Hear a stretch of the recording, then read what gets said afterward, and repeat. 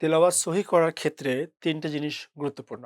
অথবা আমাদের যাদের তেলাওয়াতে ভুল হয় বা আমরা যারা বিশুদ্ধভাবে তেলাওয়াত করতে পারছি না, তাদের বেসিক্যালি ৩ টি সমস্যা হচ্ছে। ১ম সমস্যাটা হলো যে উচ্চারণকে বিশুদ্ধ করা। ২ নম্বর হলো যে তেলাওয়াতে গতি থাকা, অর্থাৎ দ্রুত পড়তে পারা। ৩য় হচ্ছে যে তাজউীদের যে নিয়মগুলো আছে সেগুলো জানা। তাজউীদের নিয়মগুলো না জানলে অনেক জায়গাতে আমাদের ভুল হয়। বিশেষ করে নুন সাকিন, তানউইন, মাদ, ওয়াকফের সময় ব্যাপারগুলো, এগুলোতে আমাদের ভুল হয়। তো এই ৩ টি জিনিসের সমাধান করার জন্যই আমরা মূলত আমাদের যেই মেথড সেখানে আমরা এটা প্র্যাকটিস করি। যে প্রথমত হচ্ছে আপনাকে বিশুদ্ধ উচ্চারণ শিখতে হবে। বিশেষ করে মাখরাজের আলোকে হরফগুলোর প্র্যাকটিস উচ্চারণ শিখতে হবে। আমরা অনেকে অনেক সময় মাখরাজের নিয়ম জানি কিন্তু নিয়মটাকে প্র্যাকটিসে আনতে পারি না। তো আমরা এজন্য প্র্যাকটিক্যালি মাখরাজটা শেখাই। দ্বিতীয়ত হচ্ছে যে তাজউীদের ক্ষেত্রে নিয়মগুলো জানাটা জরুরি। প্রত্যেকটা নিয়ম ডিটেইল আলোচনা করা। আমাদের যে মেথড এবং যে টেক্সট সেখানে আমরা প্রতিটা নিয়মকে ডিটেইল আলোচনা এবং সেটি প্র্যাকটিক্যালি হাতে কলমে শেখানোর ব্যবস্থা করছি। তৃতীয়ত যেটা গুরুত্বপূর্ণ সেটা হলো